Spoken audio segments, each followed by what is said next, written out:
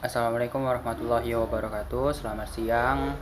Salam berbahagia untuk kita semua. Saya Rama Arianto dari kelompok 3 dan bersama teman-teman saya yang bernama Abel Apista, Prameliza Alfianti, dan Mutiara Salsabila ingin mempresentasikan tentang analisis pelaksanaan ideologi liberal pada bidang kehidupan agama, hukum, politik, dan ekonomi.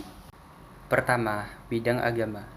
Dalam bidang agama, kaum liberal menginginkan kebebasan memilih agama sesuai dengan keyakinannya, bebas beribadah menurut agamanya, dan juga bebas untuk tidak menganut agama apapun, yang mana urusan agama tidak boleh dicampur dengan urusan pemerintahan. Menurut KBBI, agama adalah ajaran sistem yang mengatur tata keimanan kepada Tuhan yang Maha Kuasa, serta tata kaidah yang berhubungan dengan pergaulan manusia, serta lingkungan.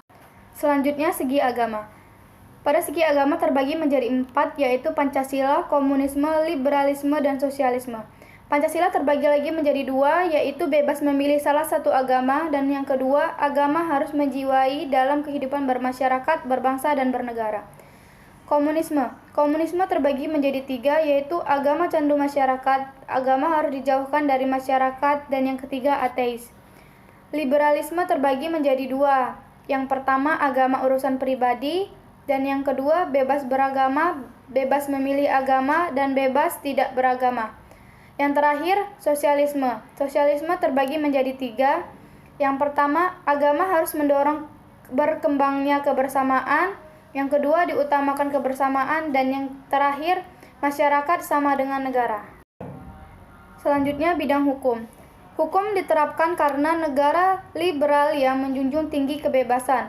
Maka hukum tertinggi dalam negara liberal adalah tentang persamaan kedudukan dari setiap individu di mata hukum. Segi politik hukum terdiri dari Pancasila, komunisme, liberalisme, dan sosialisme. Pancasila terdiri dari demokrasi Pancasila, hukum untuk menjunjung tinggi keadilan dan keberadaan individu dalam masyarakat.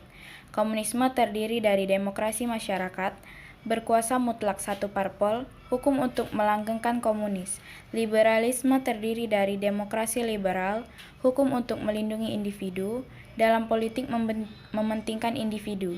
Sosialisme terdiri dari demokrasi untuk kolektivitas, diutamakan kebersamaan, masyarakat sama dengan negara, tidak setuju dengan demokrasi.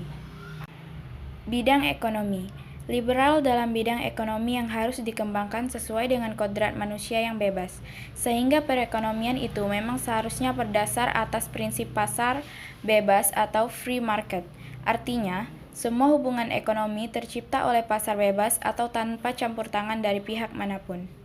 Dilihat dari segi ekonomi dapat dibagi menjadi 4 bagian, yaitu 1. Pancasila terdiri dari peran negara ada untuk tidak terjadi monopoli dan lain-lain yang merugikan rakyat. 2. Liberalisme terdiri dari peran negara kecil, swasta mendominasi, kapitalisme, monopolisme, persaingan bebas.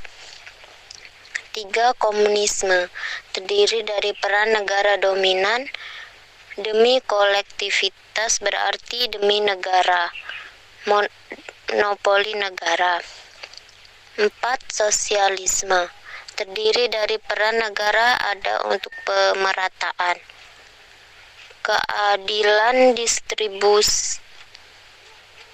distribusi yang diutamakan. Demikianlah presentasi dari kelompok kami. Kami akhiri. Wassalamualaikum warahmatullahi wabarakatuh.